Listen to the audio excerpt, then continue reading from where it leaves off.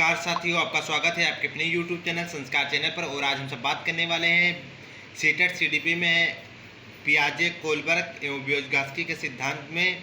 हम बात करेंगे जीन पियाजे के संज्ञात्मक विकास में। हमने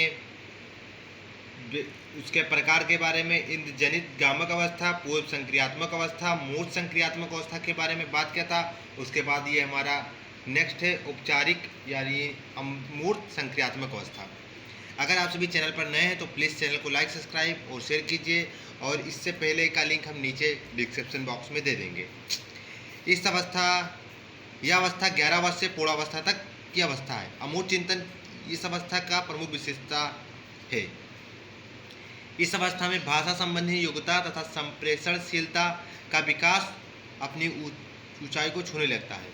इस अवस्था में व्यक्ति अनेक संक्रियात्मक को संगठित कर उच्च स्तर के संक्रियात्मक का निर्माण कर सकता है और विभिन्न प्रकार की समस्याओं के समाधान के लिए अमूर्त नियमों का निर्माण कर सकता है। बालक में अच्छी तरह से सोचने, समस्या समाधान करने तथा निर्णय लेने की भी क्षमता का विकास हो जाता है। जीन पियाजे के संज्ञात्मक विकास के सिद्धांत का शैक्षिक महत्व।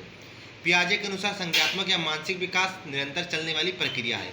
बालकों का मानसिक विकास धीरे धीरे एवं सोपान क्रम के तहत होता रहता है। अध्यापक को पहले बालक के मानसिक विकास का अवस्था का निर्धारण कर तब उसे शिक्षित करने हेतु योजना बनानी चाहिए। तार्किक चिंता के विकास में बाल अवस्था महत्वपूर्ण कड़ी मानी जाती है, अतः शिक्षकों को बच्चों के में तार्किक क्षमता का बढ़ाने का प्रयास करना चाहिए। वर्ग में समान सूची में विद्यार्थियों के छोटे छोटे समूहों में विभाजित कर उन्हें विचार विनिमय के माध्यम से तार्किक बुद्धि के विकास के अवसर देने चाहिए। बच्चों को गलती करने पर एवं उससे स्वयं सुधारने का पर्याप्त अवसर देना चाहिए। शिक्षकों को प्रयोगात्मक शिक्षा एवं व्यवहारिक शिक्षा पर बल देना चाहिए। प्रयोगों के माध्यम से बालकों में नवीन विचारधारा का संचार होता है एवं नवीन दृष्टिकोण मौलिक अन्वेषण के दृष्टिकोण से महत्वपूर्ण होता है। शिक्षा को वाद विवाद प्रतियोगिता का आयोजन करना चाहिए या प्रयोगिकता नवीन सोच एवं नवीन विचारों को जन्म देती है। जीन पियाजे के अन्य सिद्धांत। जीन पियाजे द्वारा दिए गए कुछ अन्य सिद्धांत निम्नलिखित है। निर्माण और खोज का सिद्धांत। प्रत्येक बालक को अपने अनुभव को अर्थपूर्ण बनाने के लिए क्रियाशील होता है। वह यह जानने के लिए प्रयत्नशील होता है कि वह उसके विचार संबद्धतापूर्वक मेल खाते हैं या नहीं। बच्चे उन व्यवहारों और विचारों को कि समय समय पर खोज और निर्माण करते हैं जिन व्यवहारों और विचारों का निर्माण उन्हें पहले से प्रत्यक्ष नहीं किया होता है। पियाजे के अनुसार का विचार है कि ज्ञानात्मक विकास केवल नकल न होकर खोज पर भी आधारित है। नवीनता या खोज को दीपक और क्रिया समन्वयीकरण के आधार पर नहीं समझाया जा सकता। उदाहरण के लिए एक 4 साल का बालक यदि भिन्न भिन्न आकार के पहलुओं को प्रथम बार क्रमानुसार लगा देता है तो उसकी बौद्धिक वृद्धि की खोज और निर्माण से संबंधित है। कार्य क्रिया का अर्जन। कार्य क्रिया का तात्पर्य उस विशिष्ट प्रकार की मानसिक दिनचर्या से जिनकी मुख्य विशेषताएं उत्क्रमशीलता है। प्रत्येक क्रियात्मक क्रिया का एक तर्कपूर्ण विपरीत प्रभाव होता है। उदाहरण के लिए 1 मिनट के चक्र को 2 भागों में तोड़ना तथा 2 टूटे हुए भागों को पुनः एक पूर्ण चक्र के रूप में जोड़ना एक क्रियात्मक क्रिया है। क्रियात्मक क्रिया की सहायता से बच्चों मानसिक रूप से वहां से पुनः पहुंच सकते हैं जहां उन्हें कार्य प्रारंभ किया था।